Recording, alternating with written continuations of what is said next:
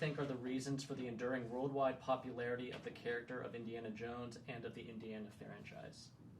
Indiana Jones movies, I think, remain popular because they represent to the audiences, first of all, they had a profound impact when they first came out, so they're a part of the childhood of so many people. But the films have been shared generationally. You know, parents have shared these movies with their kids and on and on. Why? Because they're charming, because they're filled with heart and character as well as action. They're imaginative. They build on the world we know and our history and take us to fantastic places, you know. But more than anything, they're also love letters to classic filmmaking. And I think that that has a kind of universal appeal. Great, thank you. So secondly, in what ways is the film different from the previous Indy adventures, and in what ways is it similar? Well, in tone and style and where we're getting, we're trying to make a movie that certainly doesn't run away from what an Indiana Jones adventure should be.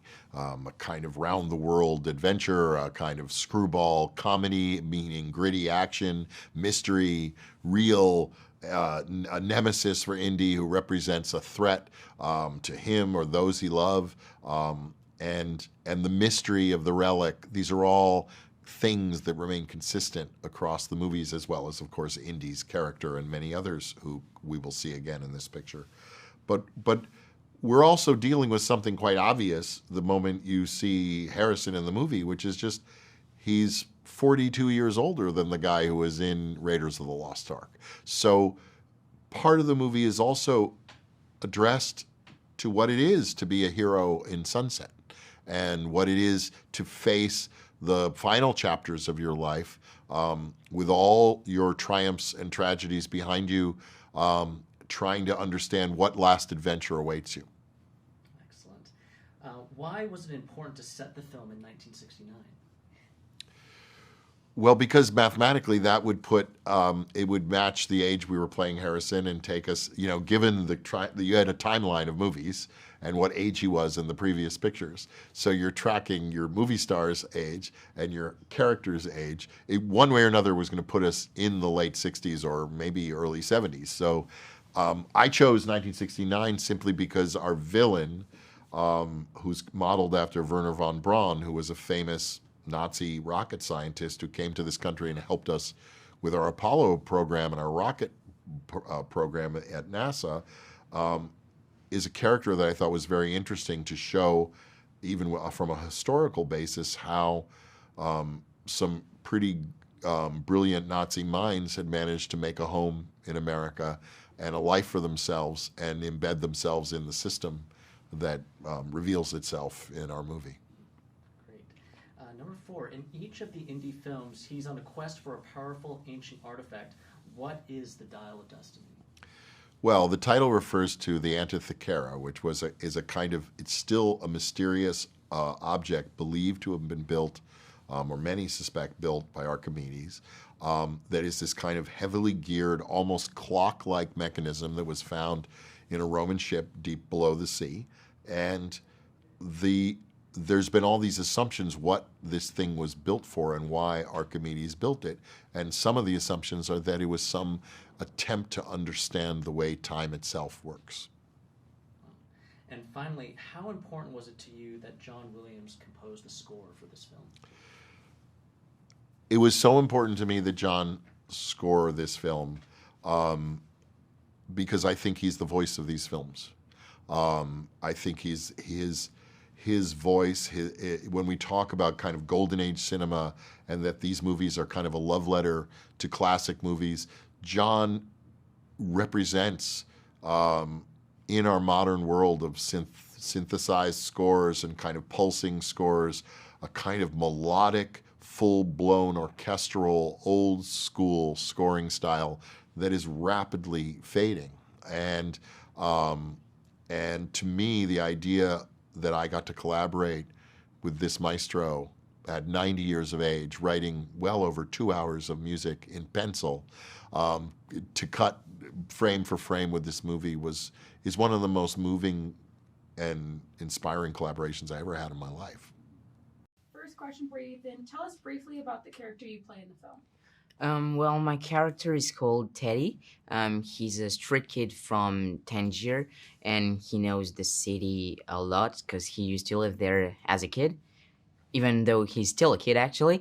And he's also a little thief, and he admires a lot Helena, and he's gonna be taken with Helena and Indiana Jones into a brand new adventure. Second question. Before being cast in the film, were you a fan of the Indiana Jones films?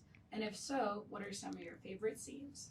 I was definitely a fan of Indiana Jones before being cast. And I think my favorite scenes from these movies were in The Last Crusade, the first scene where we see Sean Connery as Indy's father.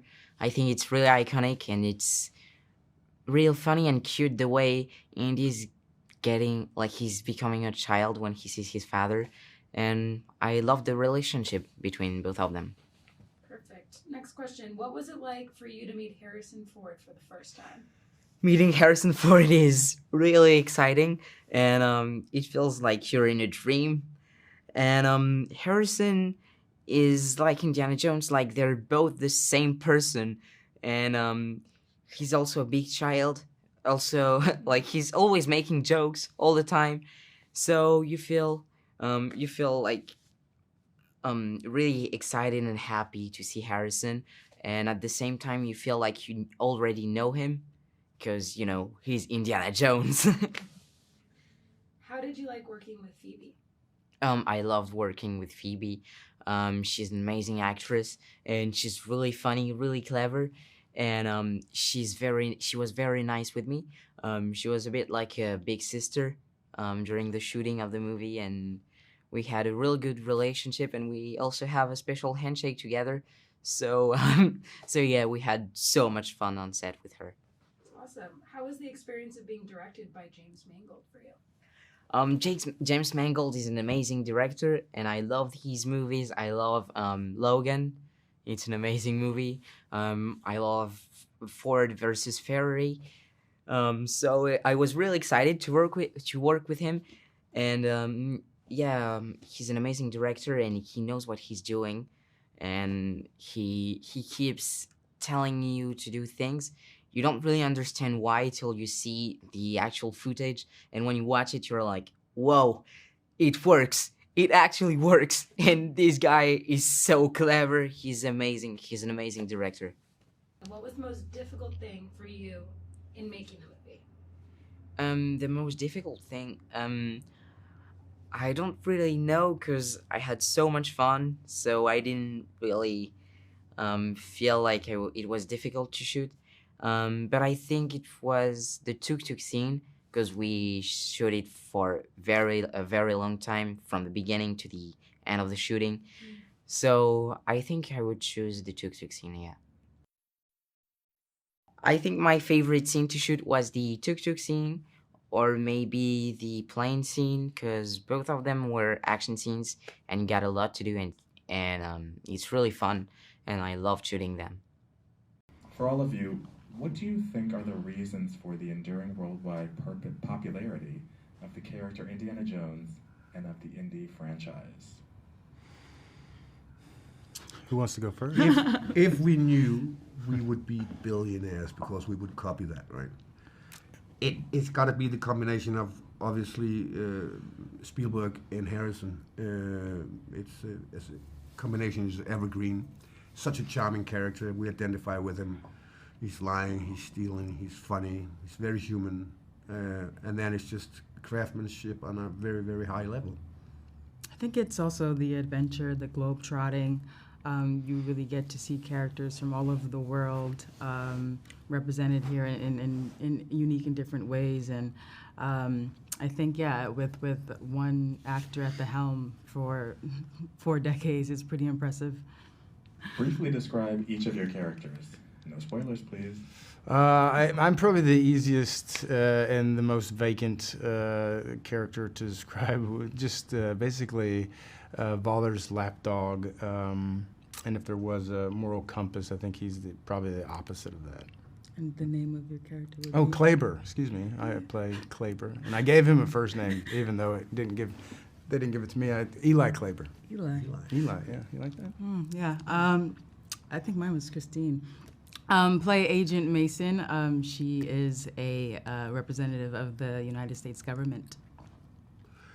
And I play Jürgen Voller, and he is a scientist during the Second World War in Germany, and that should ring a bell. What was it like for each of you to see Harrison Ford in his Indy costume on set for the first time and then acting opposite of him? I saw it in Sicily, and they would do this thing where the stunt double Mike would, he basically looks just like Harrison almost with the hat and everything, and they would send him in like little golf carts to get the public to like chase that, and then Harrison would kind of go off to the side. And I met him leaning up against a wall in Sicily, and it's like, oh my God, it's the man in the flesh. And I met him before we started shooting. I was supposed to meet Harrison, but then out of the trailer, Indiana Jones stepped out, hat, whip, everything. So I haven't met Harrison yet. I'm waiting for it. Actually, I did not meet him in his full Indy regalia. My first time was actually on screen. How was the experience of being directed by James Mangold in this film for each of you? We're first timers. You've been there before. He treats everyone definitely equal. No one is spared. Even Harrison to Ethann. Jim has a very creative way of giving you an intimate direction about 100 feet away, and it's always pretty enjoyable to hear who's getting that direction. Yeah, he's definitely passionate about the craft, passionate about what's happening on screen, and even around it. Very attentive to detail, but also works in the minutia of our interpersonal relationships, the intimacy of these scenes, and really his rhetoric is very visceral to getting actors to the place that he needs them to be. I agree. I mean, it's a big film to carry, so it takes a lot of energy, and he does have that from from early morning to late evening. It's just a big ball of energy that I love working in that manner, because he's very direct with the way he's guiding us. How similar or different were each of your roles in the film from previous characters you've played?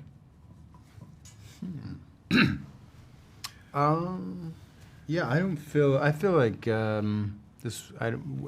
nothing has been repeated in this film. I feel like we're all probably bringing something different, and I don't feel like this is I feel like all the films that I'd done before gave me the tools or the arsenal to be able to go on this marathon. So it's almost like everything else was a great dress rehearsal for this character. I've never been closely aligned with Nazis before. Yep. That's different. I think something that would be similar would be, I guess, just looking really good. Yeah, I've played characters who had ambitions on the world's behalf before, but never as a Nazi, so that will be the difference, I guess. What would each of you say was your biggest challenge in making the film? Well, yeah, I would say it's hard to align yourself with the ideology of that party. So that's a big thing to do, and it's a really big trick to play in the audience. And it can be quite simple of interchanging that with something else that you do genuinely care about. So for me, that was something hard to wrap my head around. to get the tone of an Indiana Jones film is obviously the target here, and it's tricky because everybody knows what it is when they see it, but it's hard to put a finger on it. So I think we were just constantly trying to be aware whether we were inside the parameters of an Indiana Jones film. I did spend some time thinking about that. Yeah. For me, I guess it's also just relinquishing the idea that you're in an Indiana Jones film and the gravity of that, the fact that it's going to be, the finale of this franchise, and not getting too overwhelmed by that fact, and just going to work and doing your job and staying grounded. What is each of your fondest memory of making the film? Well, like always, It's PG. getting new friends.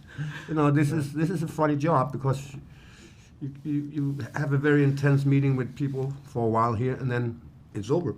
And this was no exception. We just met a fantastic bunch of new friends, and obviously seeing Harrison saying goodbye to it, the last scene he did was a very big moment. Yeah, I would definitely say the camaraderie with the castmates, with the cast, and with the crew and creatives. Everyone, I think, had such a wonderful air of generosity and community, and that felt really special. And I loved working in London so much. Yeah, being cooped up in a little tin can for months on end, you get to know people pretty well, and I think those are just some memories that you get to keep for the rest of your life. And last one, why is it important for audiences to experience this film in a movie theater on a big screen? Because it's a real movie. It is a real movie, which you need to see with other people on a big screen with sound. The old classic experience, because this is an old classic film. Yeah, and I think that's one of the best ways to really take in all the sacrifice and the work people have put into it. There wasn't a lot of green screen involved in the making of this, and so you're seeing real craft, and that is something that you should have to experience on a more magnified stage. I agree. It's a roller coaster, and you gotta see that on a big screen, not on a small one. Okay, so the character of Indiana Jones and the Indy franchise have an enduring worldwide popularity. Why do you think that is? I think that's because the films themselves are such powerful entertainment. I've said in the past that I think Indiana Jones is more about movies than it is about archaeology. It's about the fun you can have at a movie. It's about the emotional exercise you can get at a movie. And though we've made 4 in the past, this one has an air of finality because it's my last Indiana Jones movie. And I wanted it to deal with the issue of age, of his advancing age, and what age has taken away from his capacity, his mental energy, his physical prowess, and put him in contest with somebody, Phoebe Waller-Bridge, who is out to swindle him. And so there's that the mental wrestling going on between these two characters as well. Great. Phoebe, I guess you can both speak to this, but we'll start with Phoebe. What was it like for you guys to meet each other for the first time? It was really fun. Yeah, we met in Jim Mangold's office towards the end of the day, and I was quite nervous. And I was quite thrilled that finally working with an actress that's taller than I am. This is a big thing for him. Yeah, it was a big thing. For me. Actually, yeah. when I opened the door, he said, "My God, you're so tall."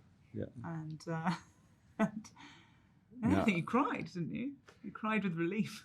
I would have height. cried had I known what I was about to go through. I would have cried. but I didn't. I was thrilled because, I mean, I had seen Phoebe in Fleabag. I was aware of the range of her skill and talent, and I was thrilled that we had a story that attracted her interest, and that I would have her as the partner in this film. And I had grown up with Harrison Ford. I'd the movies that, I mean, Witness, The Fugitive, Blade Runner. I was walking behind that door were all of those movies when I was meeting Harrison. So it was a hugely exciting and quite intimidating moment. But like I say, the moment the door opened and I saw Harrison, he did just go, "Hey!" And from then on, I'd say we became firm friends. But I'll leave it open to Harrison to see what he says about that. I feel so, and I hope so. Yes. So with that, obviously you guys have great chemistry together. What was it like filming together, working on set together? It was a barrel of fun. There's something about, I mean, there are a lot of different elements to the relationship between us, and there are moments of seriousness, but there's also moments that the audience is meant to enjoy the banter between them, the contest between them. And I think it was well written, and I was delighted by having someone as adroit as she is with comedy, and the mixture of comedy and real, true emotion to navigate this story with. Phoebe, Harrison kind of touched on this a little bit, but can you tell us a little bit about Helena and your relationship with Indiana Jones and how you guys interact in the film? Helena is Indy's goddaughter. He last saw her when she was 12, and he was very good friends with her father, who died not long after he last saw her. And she comes catapulting back into his life at a sort of, not even a crossroads, just sort of a cul-de-sac in his life, and comes through the door with the joyful history of memories they had when she was young and he came to the house and visited her father, and she comes and tries to infect him with the idea of going on another adventure. But she is slightly more nefarious than she turns out, than she wants him to believe at the beginning, and she has her own agenda. And they end up going on an adventure, but not the one that she proffered to him in the beginning. She's a mercurial little rascal. Okay, for both of you guys, what were your biggest challenges in making this film? Would you like to start? Well, not smiling all the time. Well, that was a note. Seriously, it was a note that Jim had to give me all the time. Just stop smiling. You're meant to be frightened. But I was like, I know, but he's wearing the hat. So that was a challenge. But also, it's a very physical experience and a very physical job. And even though it was challenging, it was such a joy to be able to, throw yourself at that and be able to keep your character intact while you're being sort of flung around a set. That was a challenge. But what's your answer to that question? What's my answer to that question? Well, I'm surrounded by idiots. No, a fantastic group of actors. Mads Mikkelsen, Phoebe, all of the characters. Ethann. I mean, they're all so vivid and exciting. My greatest challenge was to keep up with them. Actually, to keep up with all of them, or try to keep up with all of them, and to maintain, the standards that they were setting. Okay, so last question is for Harrison. Obviously, this is your final film as Indiana Jones. how does it feel to say goodbye to the character after more than 40 years? Well, it's both sad and happy. I mean, I'm gratified that I had this wonderful opportunity to work with this character and these kinds of films with some regularity over the last 40 years. But I'm ready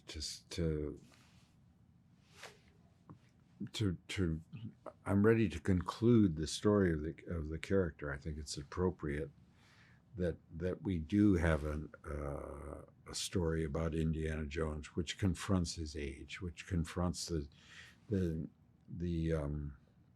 his mental state when we first meet him, and allows us to see him just picked up and brushed off and back in action one more time. And I'm really gratified that we found, a script, a story, and then when Stephen brought Jim in, I thought that was fantastic, and I'm delighted with the film altogether. It was a great experience.